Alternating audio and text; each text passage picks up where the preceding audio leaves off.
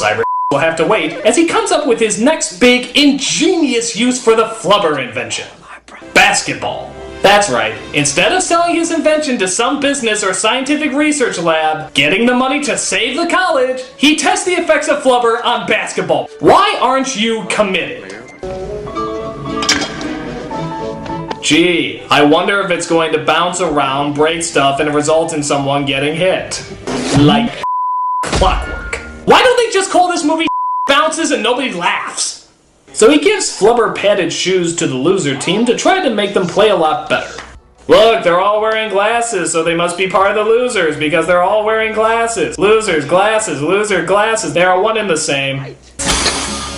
But back at the house, Weebo unleashes Flubber as they partake in a colorful yet completely pointless dance sequence. Yeah, why don't you go back to making that 3D woman again?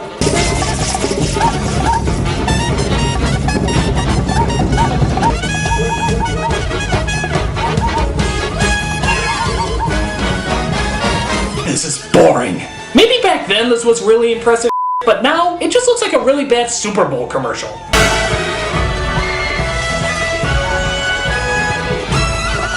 And like I said, there's no point. This doesn't benefit the story in any way possible.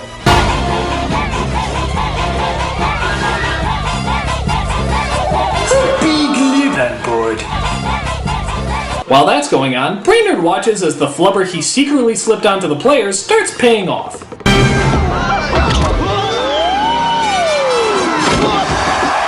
You know, they have a word for this in basketball. I believe it's called, cheating. Jump down! Jeffner soaring into the air, makes the steal. Look at him go! Jeffner. I don't want to die! I don't want to die! I don't want to die! Ah! And Medfield upsets Brooklyn. And Dale is dead, everybody! Dale is dead! This game is officially dedicated to Dale, who sacrificed his body literally head first to score the winning point. Dale is dead! After the game, Brainerd still tries to win Sarah back, but thankfully she still has a brain and decides to leave him in the dust. So Brainerd tells his woes to Weebo in the hopes of finally figuring out what's wrong with him. Truth is, Weebo, I'm not absent-minded because I'm selfish, crazy, or inconsiderate. I'm absent-minded because I'm in love with Sarah. Nah, you were closer with the selfish, crazy, inconsiderate thing. So, because the machine that he programmed somehow knows more about love than he does, Weebo records what he said and shows it to Sarah. And because the love interests in movies like these are sympathetic dumb, she gives him another shot. You know, because he deserves at least 4. So he shows her what Flubber can do as they finally get a good idea about what to do with the stuff. Try selling it. No, you think? I thought that's just what smart people do. But unfortunately, Joe Biden finds out about Flubber and hires his men to break into Brainerd's house and steal it. But luckily, Weebo is there to fight them off. Kiss me, big boy! Gee, maybe if you stopped putting energy into showing pointless film clips and focused on not getting hit with a baseball bat, you wouldn't have gotten hit with a baseball bat. Brainerd and Sarah return home, only to find that the Flubber is gone and poor Weebo is destroyed. Tracking. It's me, Professor Brainerd. Focus. Weebo. Don't grieve, Admiral. Just logical. I have been, and always shall be, your friend. Live long and prosper. It's all right. It's okay. Weebo. Can you hear me?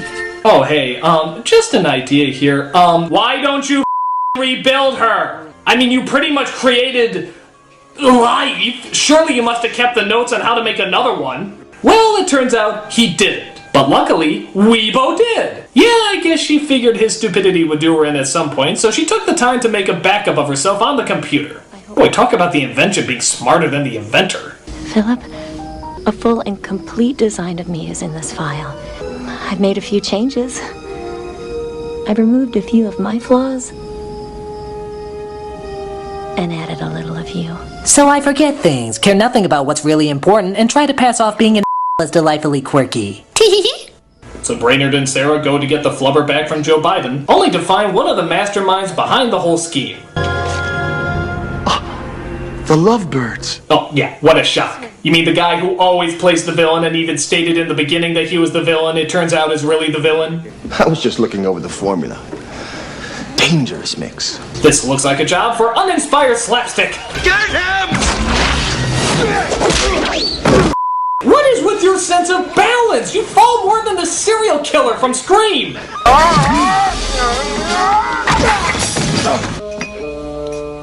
out! Ashtray! This is a big deal.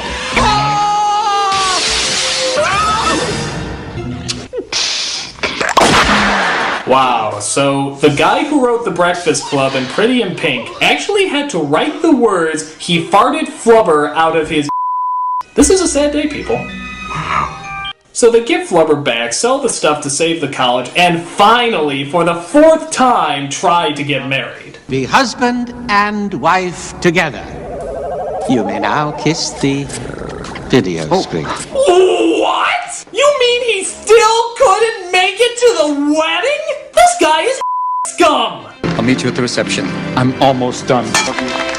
No! Stop applauding! This isn't charming! This is disturbing! Very, very disturbing! After 4 times he still couldn't make it to the altar? He is a ball of.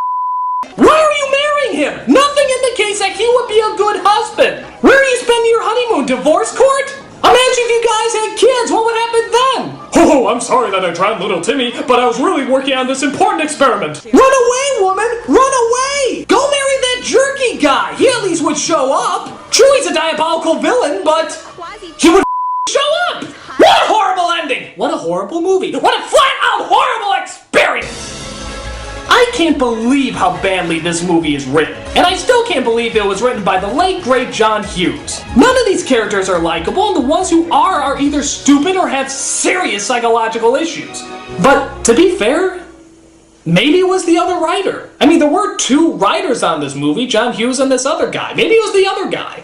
I mean, in my opinion, I think it would be very difficult to find a film that was not only bad, but worse than this movie that was only written by John Hughes.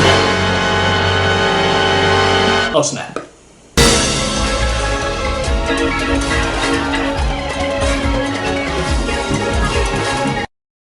I'm here this weekend to steal your fiancée and make her my wife.